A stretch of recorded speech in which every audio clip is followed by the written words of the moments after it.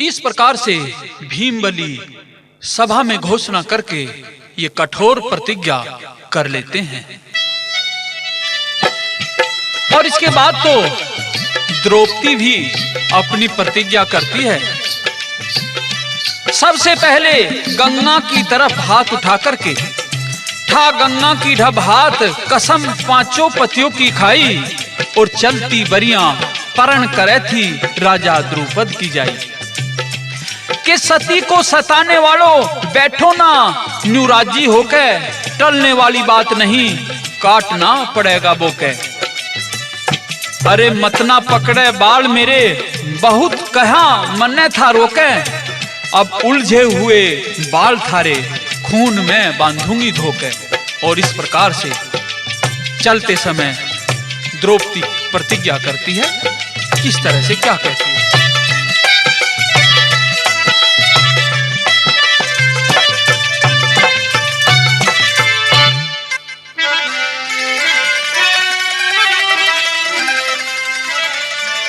जेठ जले तू राज भोग ले, हम होंगे बनवासी,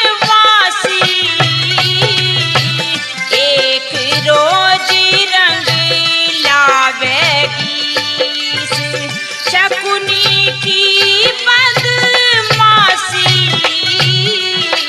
जेठ जले तू राज भोग ले।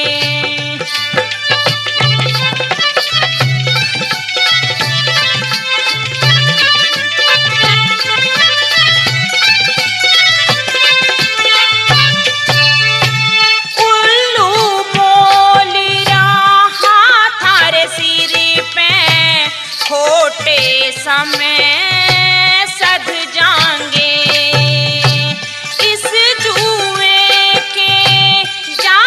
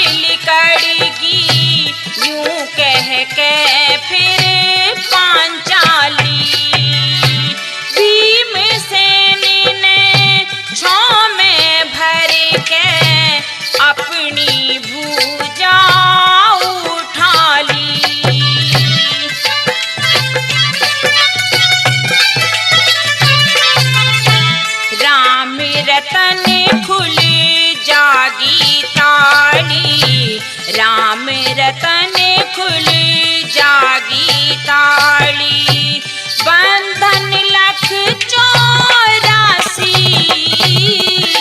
जेठ जड़े तू राज भोग ले, हम होंगे वनवासी, एक रोज रंग लावेगी से शकुनी की बदमाशी, जेठ जड़े तू राज भोग ले। प्रेमी दोस्तों, इस प्रकार से पांडव फिर हार जाते हैं जुआ, और इस शर्त के अनुसार 12 साल का वनवास और 1 साल का अज्ञातवास उनको भोगना है। और यदि अज्ञातवास में वे ढूंढ लिए गए तो फिर 12 साल के लिए वन में जाएंगे। ऐसी घोर प्रतिज्ञा भीम और द्रौपदी की होती है, और फिर पांडव हस्तिनापुर छोड़कर चल देते हैं। सज्जन प्रेमियों, द्रौपदी चीरहरण का ये किस्सा आपने सोनोटेक कैसेट कंपनी के माध्यम से सुना। इसके लिए बहुत बहुत धन्यवाद।